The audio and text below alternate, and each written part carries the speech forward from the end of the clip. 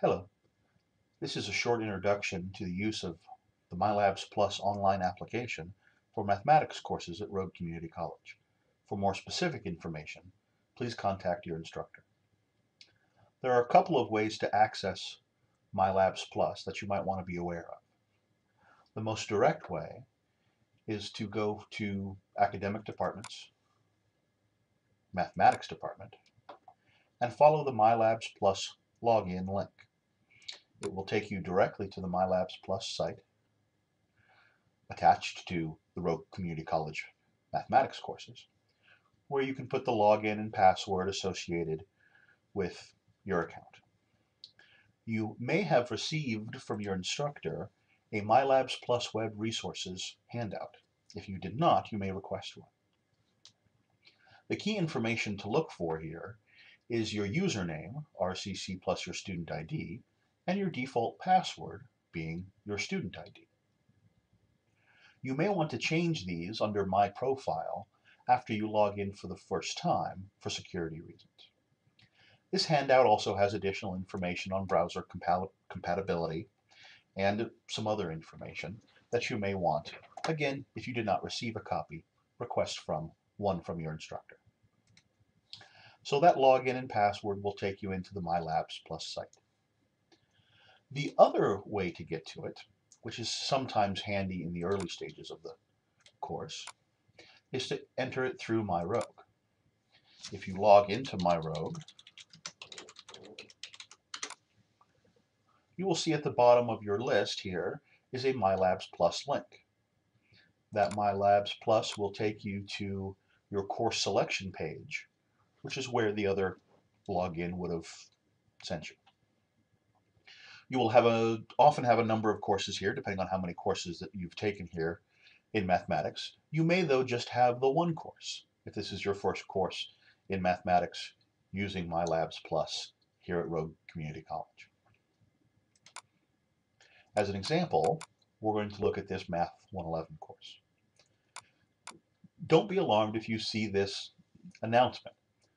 MyLabs Plus interacts better with some browsers than others, so it may inform you that the browser it's using isn't optimal. If that is the case, you may want to follow this link to gain additional information, and you may use a different browser for MyLabs Plus than you do some of your other web surfing. That's perfectly fine. If you want to use the browser you're comfortable with, you can proceed. Sometimes it can give you trouble, sometimes not. If you have issues with the browser after your initial setup, contact um, Pearson's MyLab Plus support. You can follow the help and support link, or contact your instructor. Now, this initial page may look a little different depending on your course. This page is often personalized by the instructors of the particular courses. But you will often see a calendar that gives you information on upcoming quizzes or homework assignments, upcoming assignments when they're due, some overall score information, overall progress information. Down here, your instructor may put announcements, upcoming quizzes, upcoming tests, or just information that the instructor wants you to see. One of the things that you should do before you do anything else is run this browser check. This browser check will look into your system and see if you require any Flash players or additional add-ons to be able to show the MyLabs Plus information. There are some specific add-ons that most computers don't have without running this browser check. So do that first. It's also possible that your system may update. Your browser may update automatically and change some settings. If that happens, rerun this browser check and see if it solves any of those issues. There's also a short video on how to enter answers in MyLabs Plus. If you haven't used a computer homework system before, exactly how to enter answers and control the system can be a little confusing at first. This can give you a nice introduction. If you have used MyLabs Plus in the past, this can be a good refresher, or if you've never watched it, have some good information that you might not have known about. So do run that first, after the browser check. Some of your courses will even have that answering questions in MyLabs Plus as an initial assignment in the course, as this one does. Again, if you've done MyLabs Plus a number of times, you might not need this video. Feel free to open it and close it down, and you'll receive credit for the video. But again, it's a good thing to watch. It's a nice refresher. Do notice that there is a link down here. It should be under your announcements that Pearson does have online tutoring services if you need assistance. And it asks you to take a survey to give them input on how they can improve. You might do this survey near the end of class once you have some experience using MyLabs Plus. Now, when you purchased your textbook, it should have come with a MyLabs Plus packet that included an access code. You can get about this far into the system without using that access code, but as soon as you try to do homework or quizzes or go into the study plan or gradebook, and we'll talk about some of these things as we go along, it will ask you for that code. If you don't have that code yet because you haven't yet purchased your book, you're not sure if you're going to be taking the course this term, you're waiting for financial aid, or any other reason, it's a good idea to go into this temporary access code so you can start using the MyLabs Plus application right away. This temporary access code, I'll let it load up for a moment here, will give you a code that you can put in when requested. It should only ask you once. That should allow you access for the first 3 weeks of course. Do note that the temporary access does not last for 3 weeks. It lasts until the end of the 3rd week of class. You will be asked for this code, either the temporary code or the one that came with your textbook, whenever you use any of these links for the first time. So for example, if you clicked on homework and hadn't yet had the code entered in, it would bring up a panel asking you to enter in that code. It will also give you the option to purchase that code directly through MyLabs Plus if you're deciding not to get a hard copy of the textbook. Once that's completed, you'll be able to, without having to re-enter that code, access all of these additional resources. Your assignments should be listed under the homework link. They should have dates assigned with them. Sometimes instructors will assign these dates as the course goes along. You may notice a few of the assignments having a little flag. That flag means they have a prerequisite. In this case, this homework cannot be done until the prerequisite quiz is done. You can get to quizzes and tests, if your class has quizzes and tests, through the quiz and test link here, or this link up here that came up with the homework. Many of your classes will not have online quizzes. This is an online course, so it actually has quite a few. For more information about doing online quizzes, contact your instructor. Your main exams will not be done online. They will be done either in class, or for online courses, they will be done in the proctoring centers. Study plan is a nice place to get additional practice. For any particular section, and you can view all your chapters here, for any particular section, you can get vast quantities of additional problems based on specific sections. If you need more practice in your section on linear equations, the study plan will give you tremendous amounts of problems that you can do to get additional practice. These are not scored against you. You can do them over and over again, and it will track your progress. Homework assignments, on the other hand, let's just look at this chapter 1 homework, for example. These homework assignments can be done multiple times, but eventually it will stop you. For example, if we load up question 1 here, I don't think my browser settings are fully updated, so it might look a little strange. That's okay. So this, you can't see all the pieces because my browser isn't updated.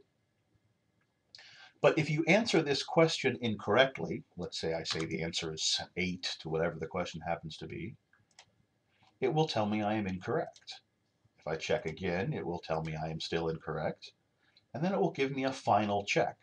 Don't let this make you nervous. Even if the check is incorrect, it will give you a new problem. If you get the problem wrong 3 times, it will tell you it's not correct, tell you the correct answer, and allow you to move on through the problem. If we get the problem correct, let's see if I can approximate that, it will tell us that we are correct and allow us to move on through the problem. Now, once we're done with a problem, I just put that answer in. Let me rush through this problem. Let's say I get a lot of this problem incorrect. It's going to tell me what the answers are. Not all of these problems have this many parts. This one is just has a lot going on. But I only got one of these correct, so I'm not going to get very many points for this assignment.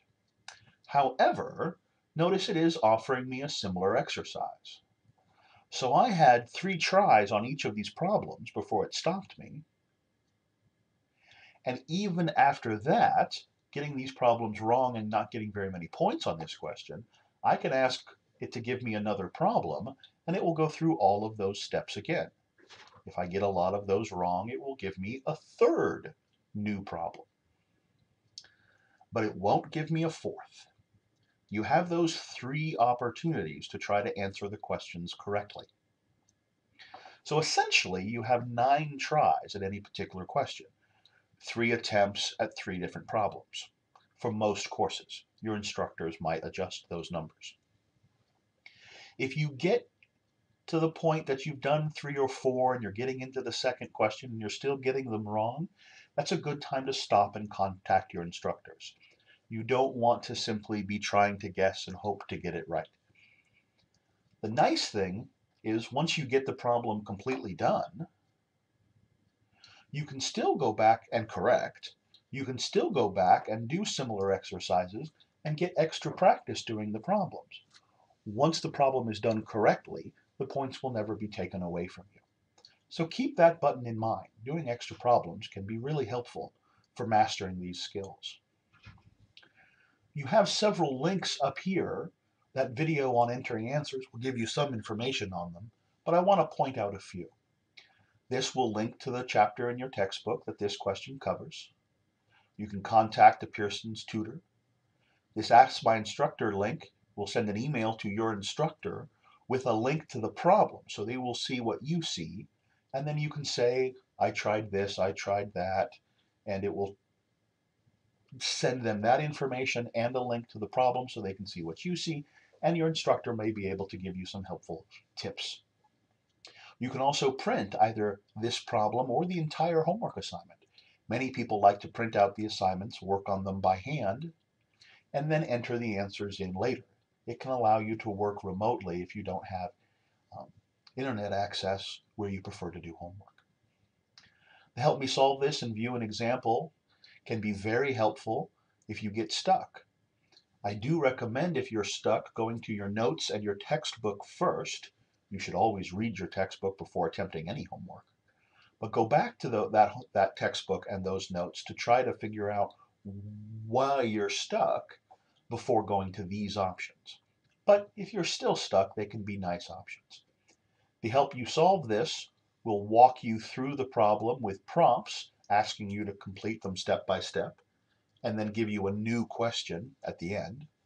View an example brings up an example question, with different values, that it will go through and give you steps that you can follow to find the answers that it's looking for.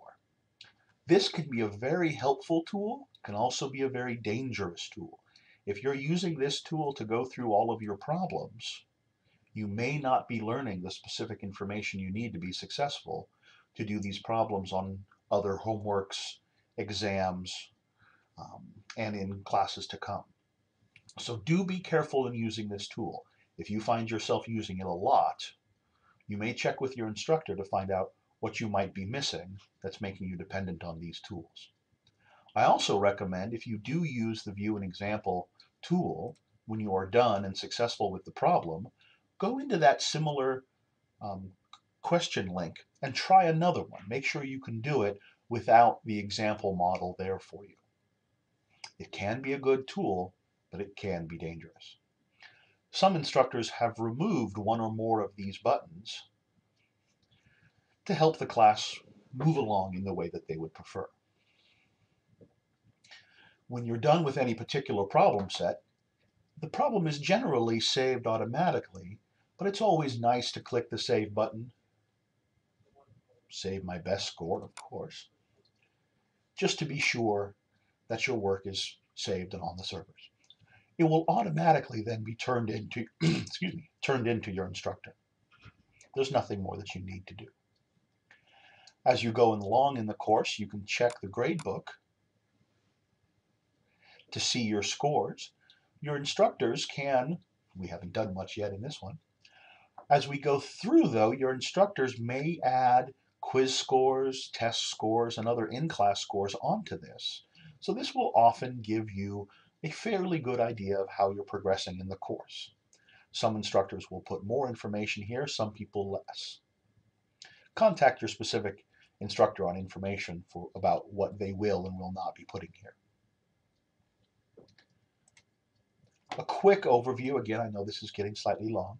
If you want to look at chapter contents under the different chapters, you can look at the different sections, and you can go to an electronic copy of the section. You can watch a video for these sections. They're usually about 20 minutes long. Go through practice exercises. These practice exercises are essentially from the study plan, and it will allow you to get things right or wrong without worrying about using up your allotted number of chances. Then you can go on to the homework assignments. Do those homework assignments. Make sure, again, if you have a problem with a question, you seek help. And you can, if a problem goes incorrectly, you can redo the problem to get up to 100% on all your homeworks, as long as you're stopping and getting help if things go poorly. Some of your courses will have mastery quizzes. Those will be talked about in your specific classes. This is a nice way to access the online copy of your textbook and the videos for the particular courses. Some of your courses may not have all of these links in this way, but the e-textbook and the videos can always be found under the multimedia library under the particular section. So say Chapter 2, Section 2, if you want, there's some animations here, there are all kinds of different things you might want to look at, but if you want the videos or the online textbook, you can select those under the multimedia library and find the textbook and find videos. Notice all the different videos that go along with this one section. So if you're having trouble, going to these videos might be very helpful. Pearson's tutoring services, some of your classes might have discussion boards.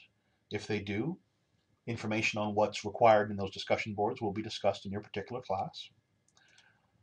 Course tools, you can send out emails, you can chat, there's document sharing. These will all be, if they are applicable to your class, will be discussed in your particular class.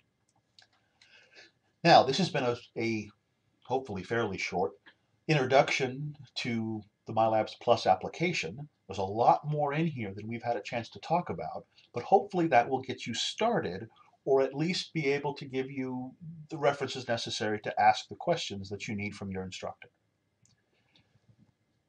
Please contact them with any additional questions, and I hope you have great success in your course.